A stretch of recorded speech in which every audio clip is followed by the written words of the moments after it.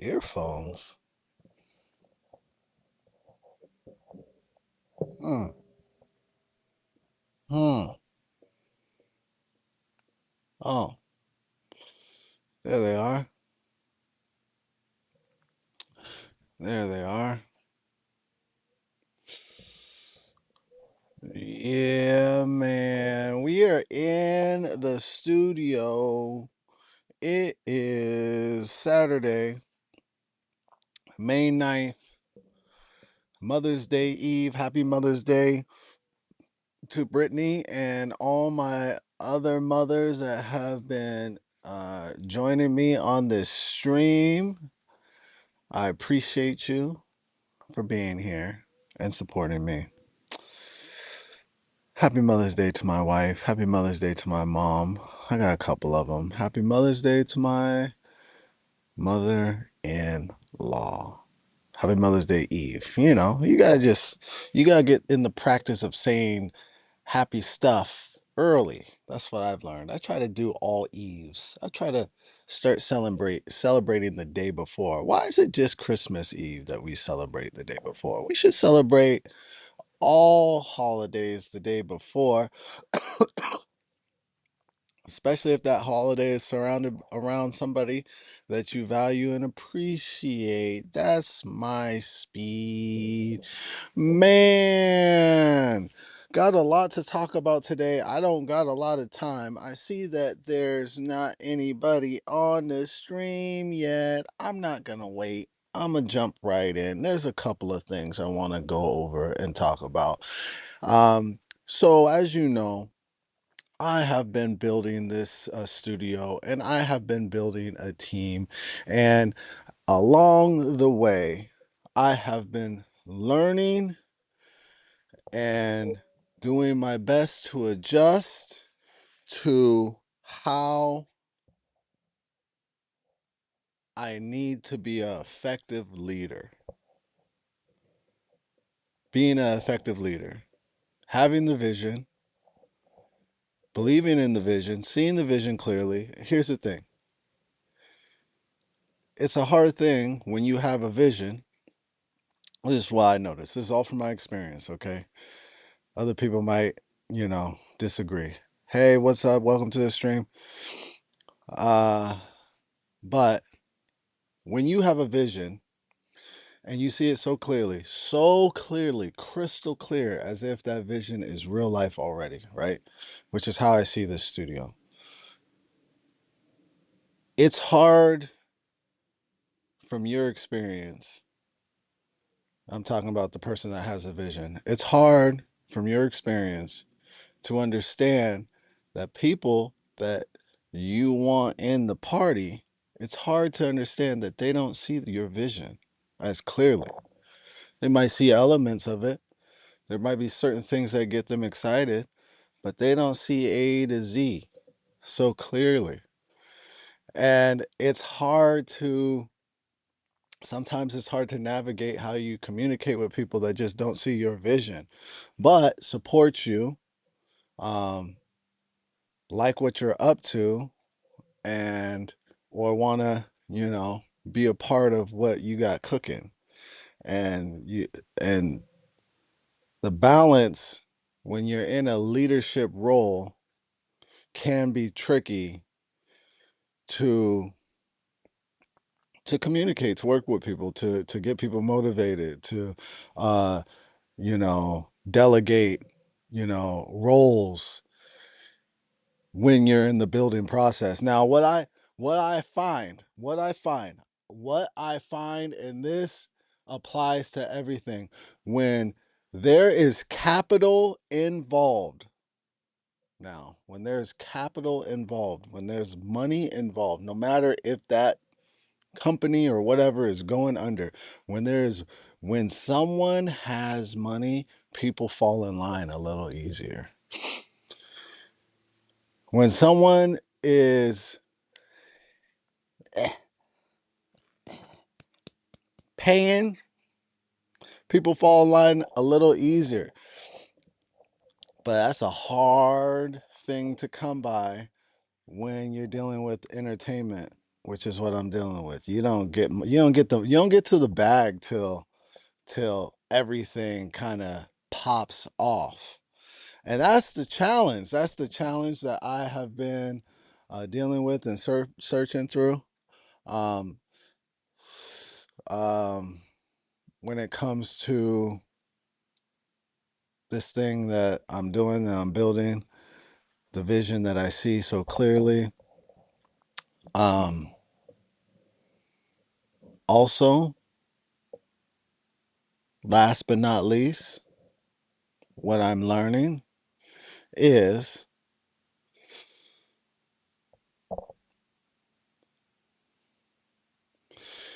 being stern as a leader, creating boundaries. If you don't know how to create your boundaries as a leader and what you need when people are working with you and coming into your vision, if you don't know how to draw up those ideas clear for other people to understand what you need, if you don't know how to do that, if you're vague, yeah, it's going to be a tough time.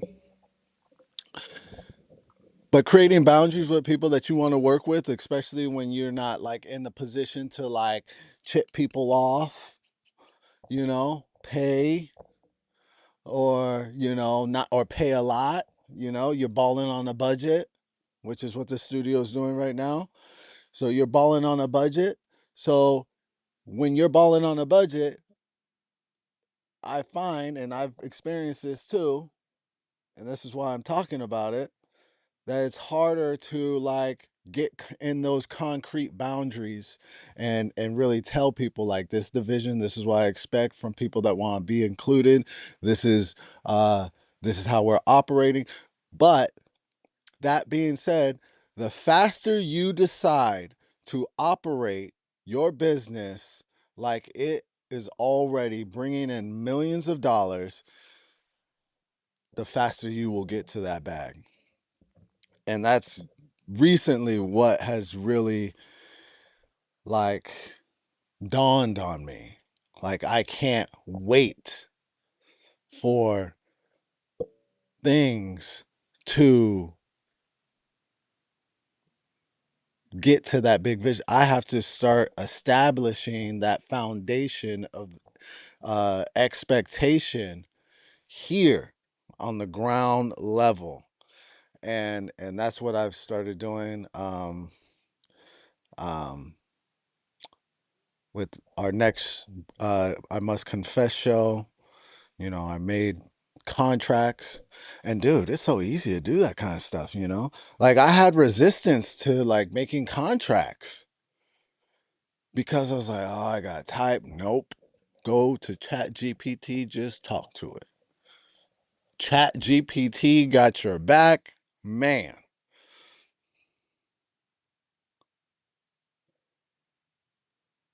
What's going on, Ari? What's going on? Just talking, just over here talking, man. Yeah, so I I had an experience a month ago. Someone did a comedy show, and I attempted to help this person out by letting her do her hour comedy show in the studio, and um, the communication wasn't very clear at the beginning. I told the person I was going to tape her special, but she didn't really have any questions about how I was taping it. I tried to articulate how I was taping it before her special. She showed up half an hour early. She could have showed up earlier to really go over that, but she didn't. And when I gave her the tape, she was very upset because I didn't have all the angles recorded. Now, this was an interesting experience for me because I did all this for free. But she was upset. She was very upset about the free thing that I gave her because she had expectations about the free stuff she was receiving. So because of that experience, I was like, man, I cannot let these things happen in the studio anymore. I'm gonna do contracts. I'm gonna have expectations, whether I'm doing something for free or not.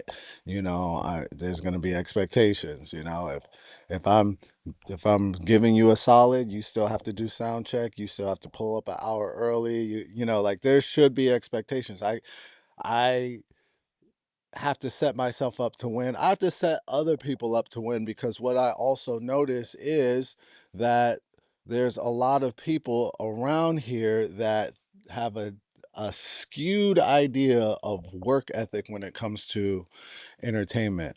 Um, because there's just really no rules. There's really no rules in this game, this comedy game, entertainment game.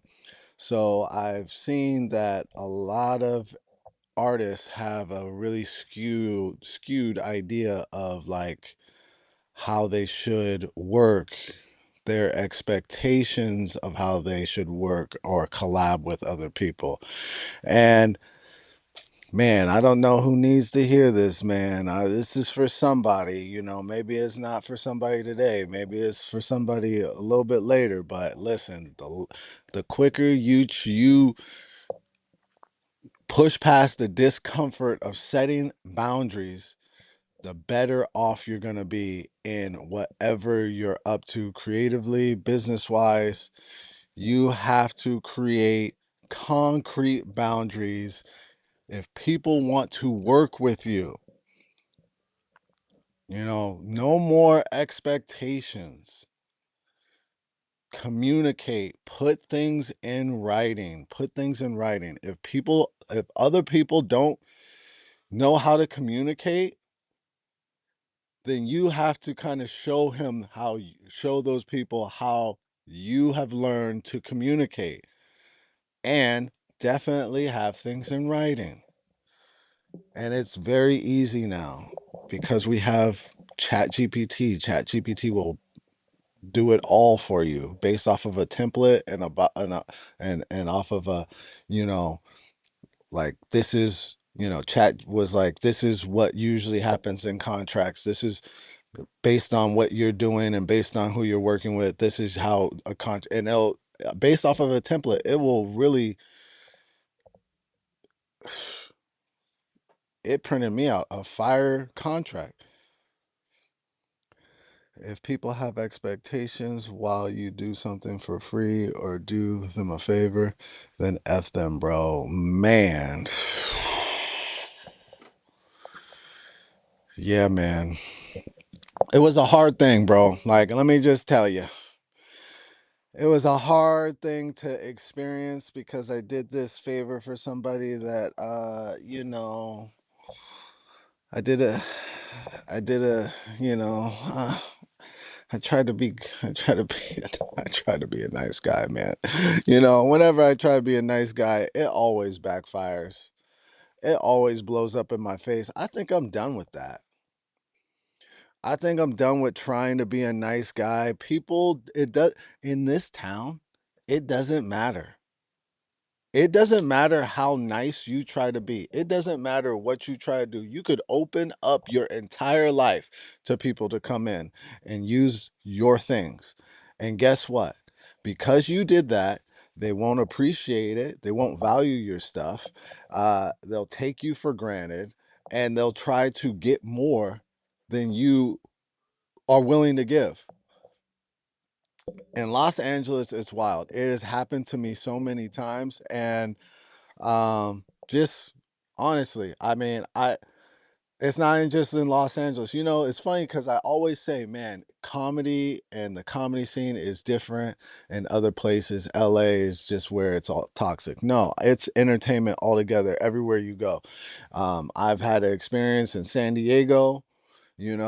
I went down to San Diego and I was working with a club in San Diego and I was doing my best to, you know, be a nice guy. I mean, I got the booker a present, and I thanked her. I'm always appreciative. I mean, I'm just not a very talkative person when we're backstage in the green room. I'm kind of locked in. but I would go out of my way to talk to other comics and say how I think they did well and give them compliments. None of that mattered. This booker still said that they think I'm judgmental because I don't talk. None of that mattered. People will put whatever they want on you, no matter how you operate. People have their own narrative, they have their own perception, and that's all they live by. And a lot of people, especially in the entertainment industry, are insecure, you know. And it really seems like this person was insecure. Um, but yeah, so only give what you can afford to give, man. Don't give anything more. And that was the person that I filmed the special. I filmed her special for free. That is the last time I do that ever. So that was my one. That was my one. It was a hard lesson. I learned from it. I'm never gonna do it again. Um, do film a special for free. I feel like I paid this person to film her special at my studio because not only did I film it for free, but I said she could collect donations and she would get the donations. So people that purchase tickets, they a lot several people made donations and it went to my Eventbrite and I gave her all the money. I felt like I paid this person to be a complete pain in my ass from start to finish as I worked for her for free and then gave her things for free. It's something I'm never going to forget. I'm never going to forget this experience. And those are the good experiences. It's not bad. It's good. I learned. I definitely learned from that. Man, you are on point. I tell this to my girlfriend every time people use you if they can. She doesn't believe because she never experienced it. Oh man. I mean, the entitlement, especially, I mean, different areas, it's different.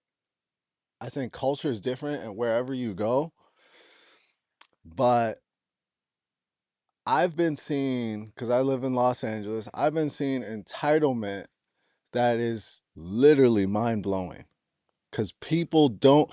And what I do know, so I do give people grace because what I do know is people have a hard time getting out of their body and their experience.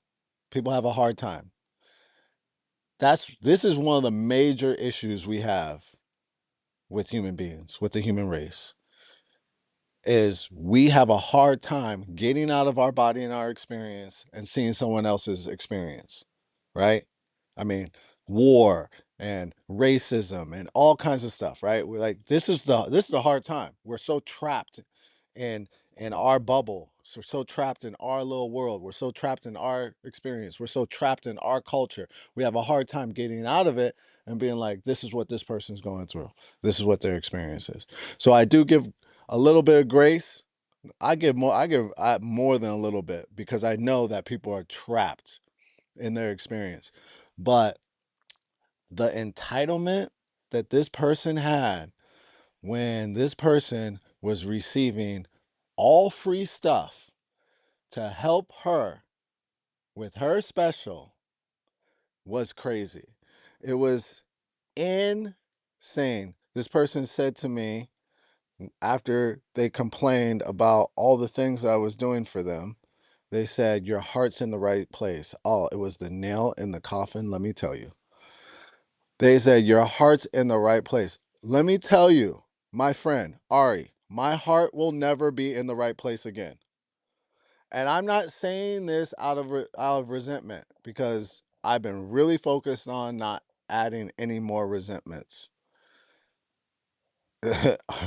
into my bag of resentments that I already have, right? I'm trying to get rid of resentments right now. Like, I'm not saying I'm adding another resentment. I'm saying my heart will never be in the right place in the fact that I learned from this person, I learned from this experience. I've gathered knowledge about how a lot of people operate. and I will conduct myself a different way in the future. And if I do decide to like do something out of like giving, because you have to give. You have to be a giving person. If you want to be a abundant person in your life, you have to give. You have to open your doors. You have to let people come in, and you have to give. It's it's one of the secrets to life, giving, right? If you want to be abundant, you give, right? So I've learned that you have to give. How you give needs to be still in alignment with how you conduct business. Because if you just run around town giving everything you got, you ain't even be walking with socks on. People are gonna strip you butt ass naked now. And that's what I learned. That is what I learned. That's not out of resentment. That was out of a solid lesson. I have no resentments, but uh, just because I'm not resenting what happened doesn't mean I'm not going to talk about my experience. I think that's what people kind of got the game fucked up. Like, like I could have an experience of somebody, and, you know, and I'm like, all right, that's cool. That happened. I'm still going to talk about it. I'm gonna still talk about my experience. Like, for instance, here's another thing that happened. Let me see what this comment says. You will not believe me if I say that I am rich, but I am. I supported a lot of families by giving them money. If you give people 50 euros, they'll ask you the next day for 100. Man, I believe you're rich, but man, that's absolutely right, bro. That's absolutely right, bro. Honestly, when like, you have to find creative ways to help people and give to people, because if you just make things like giving people, like, this is why I don't give to the homeless.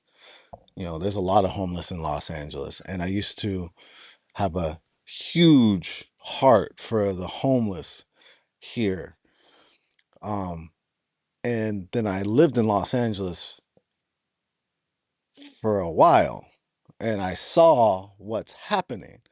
Number one, the homeless people in Los Angeles are being enabled by the government because they're getting needles, they're getting, you know, places to live. They put millions of dollars in this skyscraper downtown. It's going to be a big skyscraper crack house because they're building these skyscrapers for homeless people. They're being enabled. So a lot of the homeless here are not really looking to not be homeless. They have a good life. Like, you could be like, if you're okay with being on the street, it's a good life in Los Angeles. The weather's nice, you know what I'm saying? There's a whole homeless culture out here. There's free drugs everywhere. You get your needles and all that.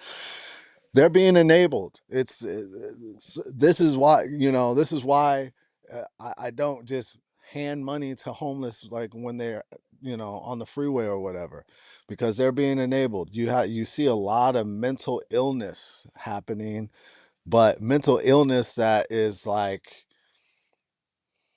I don't know, like, I don't know what you call it. Like, this is mentally ill. Like, I don't know if you've ever seen this. A mother or a father standing on the side of the freeway asking for money with their kids or holding a baby. That's fucking crazy. That's insane. When I see that, that is insane. Like, I know, like, as a homeless person, if you have kids, there got to be a better place for you to stand. I don't listen. Why you on the side of the freeway? That's the most insane thing that I see when it comes to the homeless. But I I and like, here's another thing, like when you're in an area like Los Angeles and there's a bunch of homeless people, um The drugs ain't free. I'm just talking. Nate. Oh, Nate, my man. Yeah, look at you. The drugs ain't free. There's a lot of drugs out there that they get for free. I mean, it may not be free, but you know, provided by the government. But these people are getting a lot. There's a I know too much. Fentanyl. Someone's giving these homeless people drugs. They ain't got no money. They stay high. They're getting drugs. I don't know, it's from friends or whatever. They're getting drugs. They're not paying for it.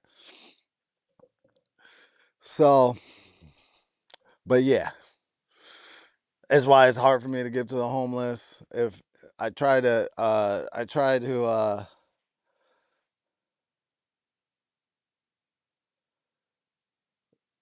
I'm saying, but the homeless people, Nate, they don't have money. They collecting dollars, coins on the street. How can they afford these drugs? But but yeah, aren't free, but they're cheap enough for homeless people to stay high.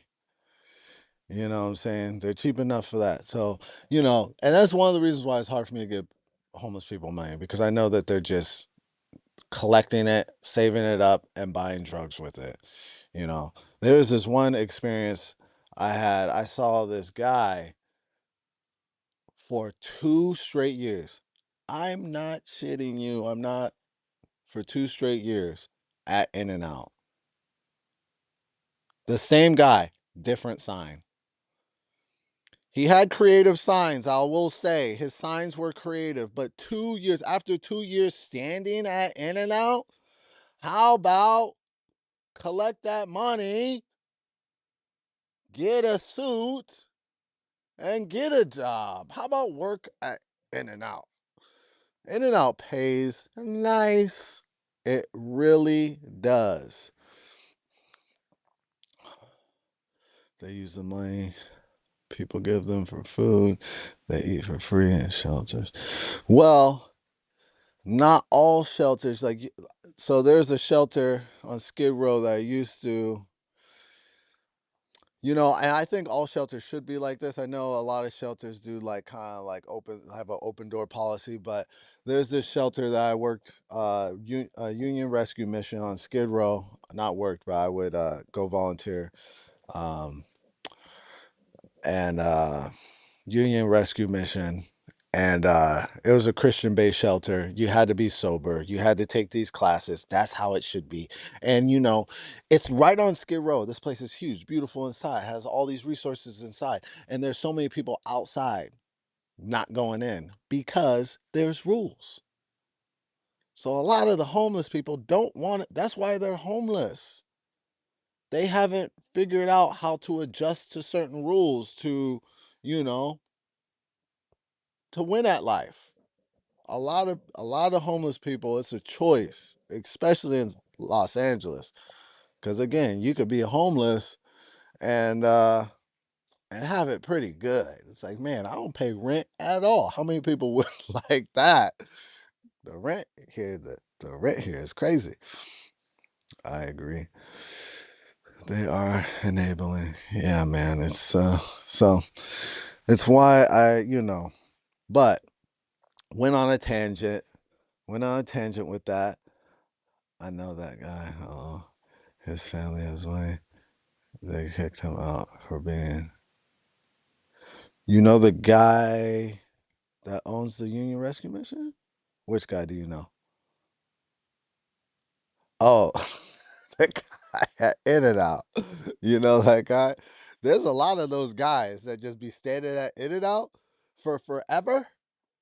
I swear to God, this guy was standing at In and Out for over 2 years. And me and my son, every time we would go to In and Out, he was there with a different sign. His signs changed. He didn't. And one day I saw this guy at my yoga studio. These homeless people, some of them, they make money. I mean, you pick the right spot. You pick the right spot in the right city where people like have that like, oh, he's homeless and they're giving you dollars all day. Some of these people make money. Yoga's not cheap. I swear I saw him at my yoga studio and I was like, oh, this is the guy from In and Out. I had a friend who hit his woman, gave him shelter at my house. Trust me, I live in a palace. I trust you. You know what I got back? A big mouth because I told him he was lazy and he left. Hold on. Yeah, be careful who you bring into your crib, man. That's rule number one. Even if you got a lot of rooms, you know what I'm saying? Not joking though. One of them, his family has big money. Yeah, man. Again, there's a lot of enabling going on, and some of these homeless people really like it's really a choice. It's really a choice to be homeless. Some of these people. And that was a hard pill to swallow. That was a hard pill for me to kind of get. It took a while because, I uh I do have a big heart for the homeless, but the homeless culture in Los Angeles is nuts. And it's out of control. And I'm not gonna be one of the enablers. Not gonna do it. That's hilarious. I guess homeless need yoga too. Yeah, he was up in there. Yo. And I do appreciate a creative sign. All right. If your sign is creative enough, I feel like I feel like you deserve $1. If you got a creative sign, if I laugh at a sign, if I'm like, yo, look at that sign. If I laugh, you get $1. Like, yeah. Yeah, he needs a sign like just did yoga. Now I need a double double. That should be one of his signs. But yeah, man. I I what else I want to talk about? Well, let's go ahead and plug. Let's go ahead and let's do our plug for 16 dad jokes, which is my Father's Day special. Nate, I really, really, really hope you can join me on my Father's Day special. It's going to be Father's Day Eve at the studio. All dads are free, baby. All dads are free. Um, Go to 16 Dad Jokes on Eventbrite. It will come right up. Let me see what this sign. I saw a sign that said, my girlfriend needs a new dildo. Yeah. Yeah. Yeah, those signs and being homeless and your girlfriend doing dildo stuff with no walls, wild. All right? Wild. Wild. All right. I think your girlfriend needs enclosed encampment before the dildo. Your girlfriend needs privacy first, right? Like the order of operations.